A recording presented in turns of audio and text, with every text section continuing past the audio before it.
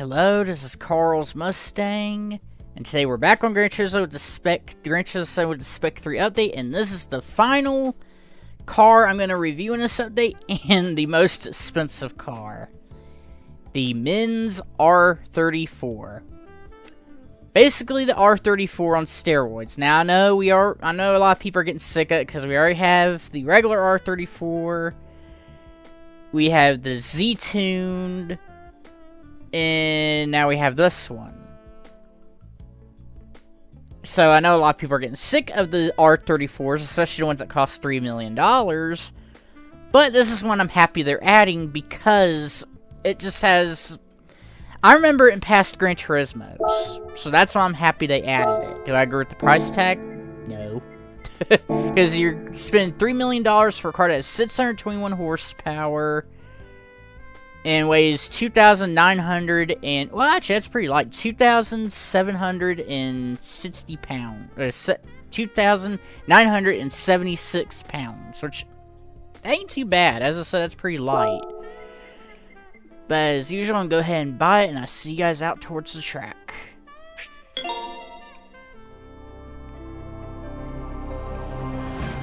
Okay, here we are with the Men's R34.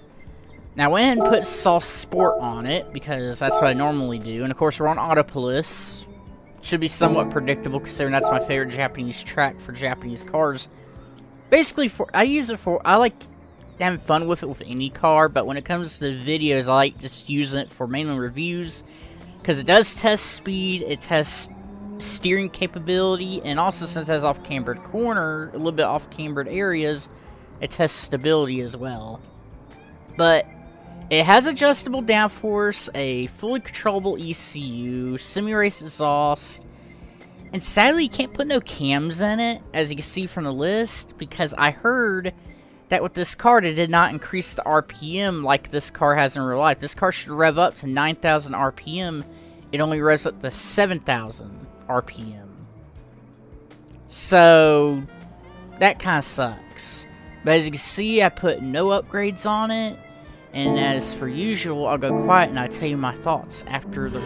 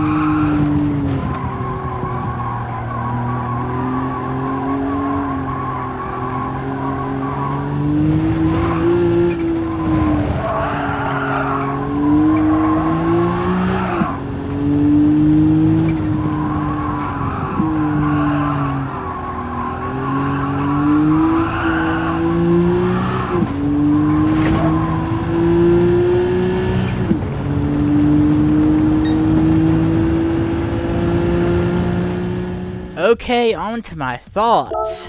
156, holy cow. Not my fastest time, but pretty damn fast for a car I hadn't tuned at all. No suspension tune or anything. All it is running what Min's tossed on it. All around, just as great as I remember. It has a little bit of understeer, but that was just, I think that was part of me getting too comfortable with the car towards the end. Because towards the end of it, I was starting to get a little too comfortable, because it feels that great. It's one of those cars that you get too comfortable with and start pushing it a little too far. You kind of forget it's a all-wheel drive car and it's going to understeer a little bit. Of course, you can tune that out, but I don't think it needs to be tuned down. As long as you understand what you're driving, it's perfect. All around, I mean, I can't tell you if it's worth the $3 million or not. Because, yeah, $3 million is a steep price, but this thing drives better than the Z-Tune.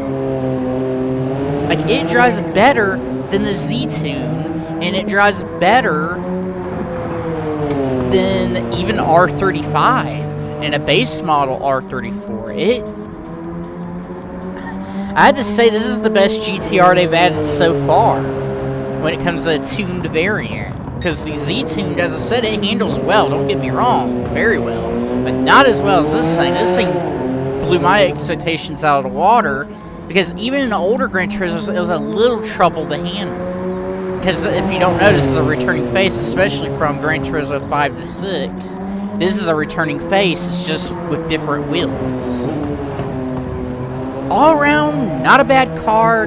I wouldn't say it's worth the $3 million, but I definitely say it is worth looking into. And if you do decide to get it, it's definitely worth it. Because you take this thing into a lot of races, it's still somewhat more tunable.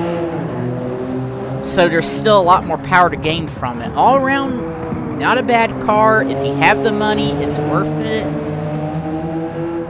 But that's all I really have for today's video, and I'll see you guys later in the next video.